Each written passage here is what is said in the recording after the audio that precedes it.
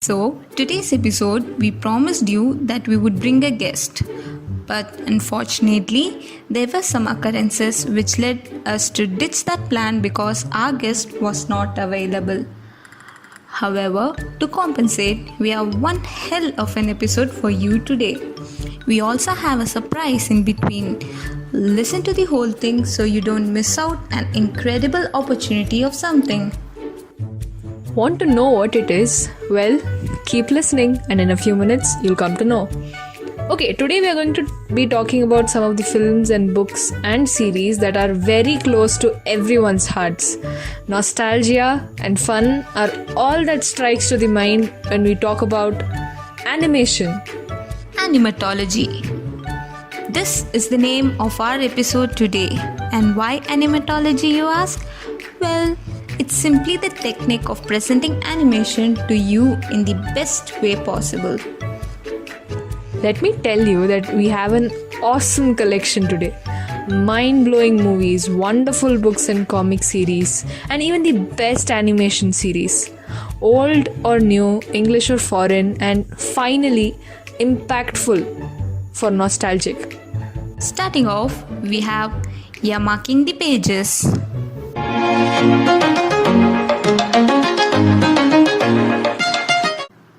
Let's divide this segment into two parts. First, regular strips of comics that appear in weekly or monthly or yearly or even on newspapers. Then, we look at comic books that are quite famous actually, but if you don't know them, we bring them to you on a platter.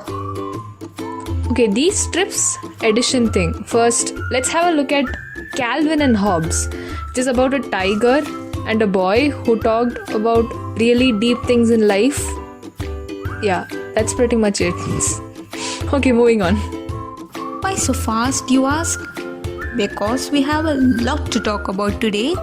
We have many series, we have many books, and we have many movies. And let's not even start to talk about how many movies are there because we had to literally portion them into production houses. And that is excluding Disney. Why not Disney, you wonder? Well, you'll find out later. Comic strip number 2 is called Snoopy the dog. Actually, its real name, it's Peanuts, but we all know Snoopy, hence Snoopy the dog. It's funny, it's awesome, and we read Calvin and Hobbes and Snoopy at a 7 on a 10 palette scale. The next comic is Garfield, which we all probably know. The cat. It's super funny in a more laid down and a sarcastic kind of way. We also give this one a 7. These were the newspaper ones, and then we have the magazine ones. The one in Tinkle Comics, I guess Indians would know this. I'm sure you all know of Supandi, Shikari Shambhu, Tantri the Mantri. Obviously, these are all very famous for their sense of humor and visionary jokes, literally visionary jokes. Tinkle Comics itself deserves a solid 8.5 out of 10. We also have one other magazine which became famous just exclusively for this comic strip. The comic strip series was Lutapi, and this is from Magic Pot. This comic was all about a little demon called Lutapi who kept creating chaos in everyone's path whom he crossed.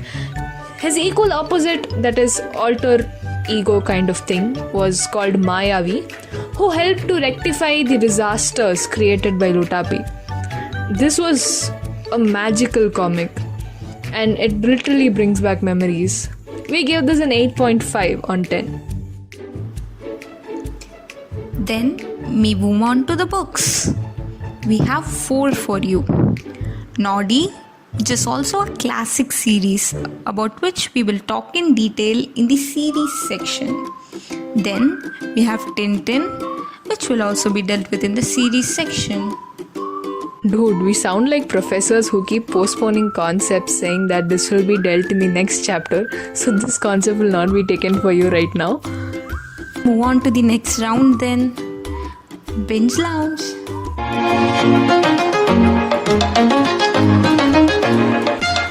For this segment, we'll segregate the series into two segments. For some from the olden age, that is not very old but kind of old, and then some from today's Gen Z age. First, let's go to the olden age part. We have Thomas and Friends, the story of Thomas the Train and his friends, the other trains. Okay, so before we proceed, let us warn you that this is strictly only for people who want to relive their childhood. Yeah, on to the series. Thomas and Friend is an enjoyable, fun, and a learning experience for kids as well as adults. It talks about friendship and how important it is as a treasure in our lives. We give this series actually nothing because we are worth rating this series. It rates itself 1,000,000 friendships. Next is the iconic Popeye the Sailor Man. It's about Popeye who goes on adventures with his love, Olive Oil. Okay, it's spelled OYL, olive oil. And I just realized the pun, by the way. Just realizing the meaning behind whatever we saw back in those days. Back to the series. It was the first show to promote veggies amongst children. Hence, parents back in those days felt quite happy with the production company's efforts. Basically, actually, I love spinach, but probably wouldn't have eaten it ever if it weren't for my parents persuading me from childhood to eat it via this show. This can be rated on 10 spinach cans. And okay, fine, 8 pallets. Next, we have Flintstones, a modern-day Stone Age family who managed to pull through difficult financial and societal circumstances together. They were the ideal family that made kids believe that dinosaurs and humans coexisted in peace and harmony. We give it a 7 on 10 pallets. Next is probably the most calming cartoon I've ever seen, Oswald the Octopus.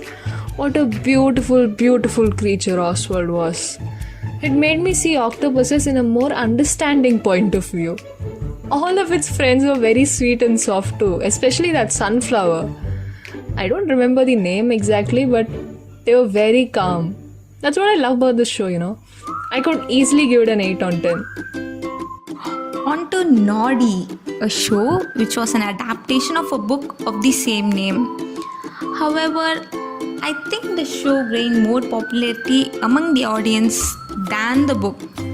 It was about Noddy, a boy from Toyland who delivers gifts all around Toyland. Basically, he's the hero of Toyland. We give this a 7 on 10 pallets. Now, since it's getting too long, we'll just briefly summarize the following shows in 3 words or less. Lisa, you go first. Courage the Cowardly Dog. Sarcastic, fun, lovable. Roll-a-baloo, rowdy-roo, rory-roo, rip-a-groo, rory-rock, rippity-roo, rick 'em in the wristband, roo. 7 on 10. Next, South Park. Funny, adventurous, and probably weird. 6 on 10. Tag, you're it. Jackie Chan Adventures. Jackie Shindu Adventures. A 7 on 10. Okay, before we go ahead with our relay race, the next part of this segment consists of some Gen Z series. That is the series of our generation, apparently. But some of them are quite binge-worthy and rewatchable, I thought they wouldn't have that much character as much as these olden day shows had. But we'll see. First, we have to split this into 2 categories as well. Lol. I'm so bored of listing this stuff, dude. You know what? Hey, wait a minute. Let's just do something different. What do you suggest? I seem to have no clue, and we seem to be running out of time. Okay, remember we told you something special was coming up in this episode? This is it. We are going to have a feature section. So basically what we're going to do is we'll drop some hints like Easter eggs in movies for you to guess what the shows are we actually want to talk about. We'll give out the hints for 3 such shows. If you want to get featured in our next episode, send us a voice message through Anchor. Or if you're too shy to talk, or like us hiding behind a podcast, drop in a comment on our YouTube video. Subscribe to our channel while you're there. This is very crucial because we'll consider entries of subscribers only. Remember, subscribers only. Don't forget to mention your name and city. The correct entries get featured in our next episode. I'm loving it. So first, I'm talking about a French show, also dubbed in English. The story of the protectors with a superpower each, the guardians of the city that they love and live in, Paris. This show ranks itself at an 8 on the palette scale. It's very obvious, don't you think? Oh, we'll see. Okay, the next show is... let's see. Okay, how about this? How about the show of a sport like none other? The battle to win it all. To let it play on the tiny stadium? Or is it that tiny after all? Each and every one of us must have had at least one of this toy in our childhood. This ranks itself a 7 on the palette scale. Last and the final one, black, brown and white, found in the wilderness but actually from the wild, finding themselves adapting to new surroundings by making friends of all different kinds. 3 young and hip brothers in arm, we find the show ranking itself at a 7 on the palette scale. Finally, the last segment, Raise the Curtains.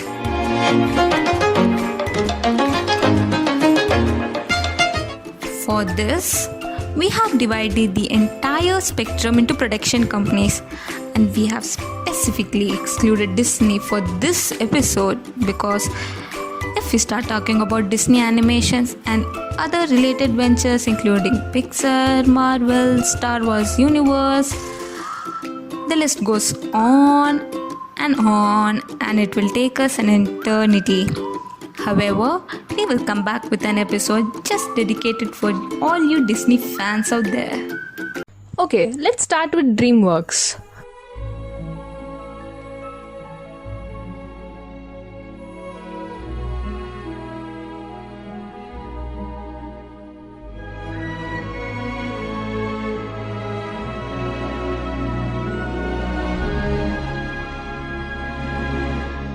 Man, what a production house with great films after films. Take any movie by DreamWorks and you are guaranteed great fun. Let's have this. The name that immediately strikes when we say DreamWorks is, you want to say it together? Sure. 3, 2, 1. Shake.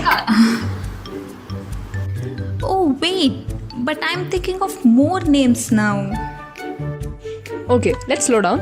Let us first discuss these 2 movies that came up by accident. I was sincerely hoping you would say Madagascar as well, you know.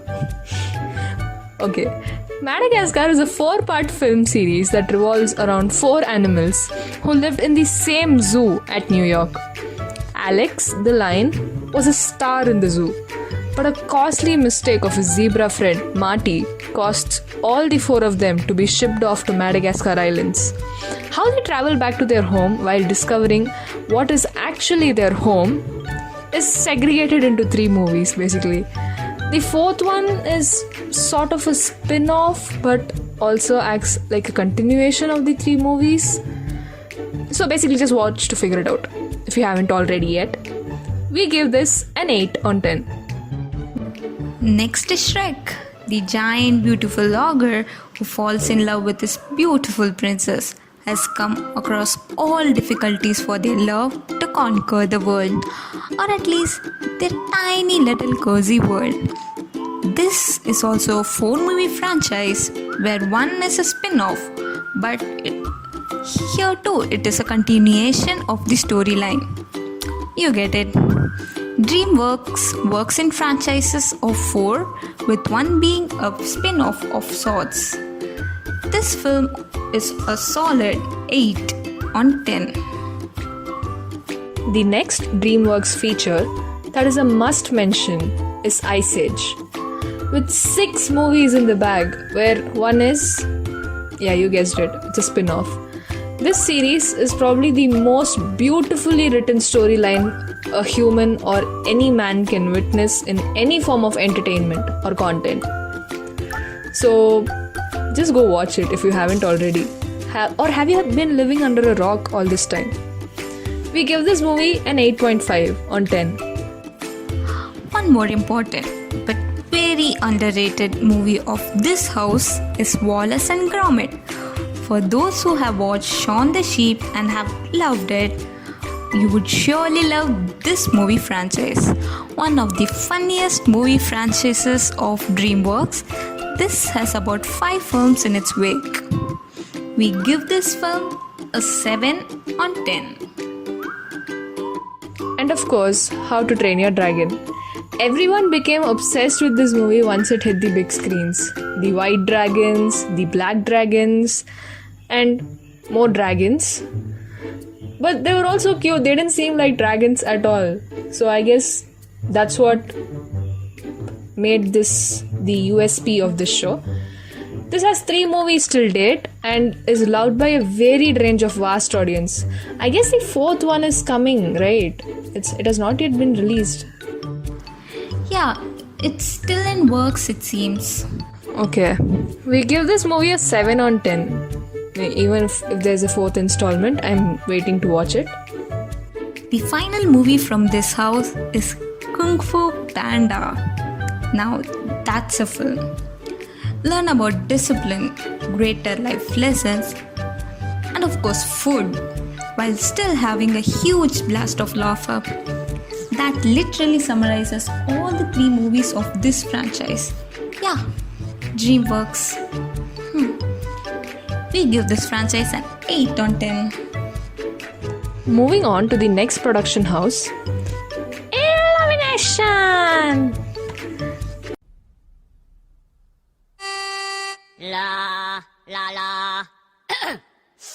Illumination. Illumination. Illumination.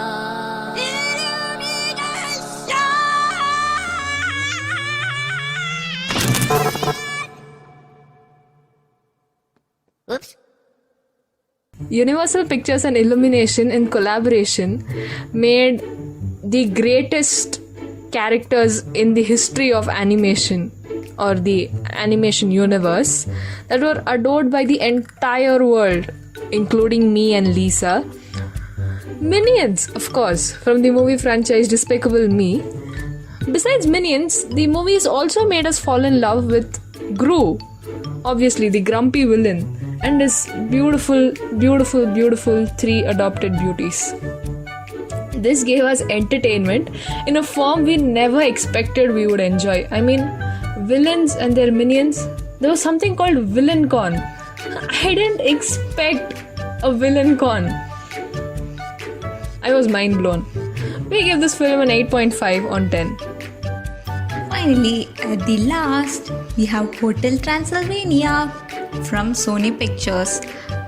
This one's about Dracula and his daughter, where the former is very protective of the latter, as he has already lost his wife in the human world. This movie establishes the relationships between vampires, monsters, and humans. It's a 3-film franchise which managed to capture all hearts, even in its monstrosity. We give this film a 7 on 10. That's it for today. We hope you enjoyed today's episode. Don't forget to follow the rules of the challenge to get featured in our next episode exclusively. That's all we have for today. Hope you enjoyed listening to us. Please to spread the word and follow us on Spotify and Anchor. We also have a YouTube channel where we upload our episodes quite later than after adding it on Anchor. So, if you're watching this on YouTube, catch us at the podcast channel My Favorite Review Feat Mona Lisa on Anchor and Spotify, and do subscribe for regular updates. Thank you, and we'll speak to you next fortnight. Bye bye.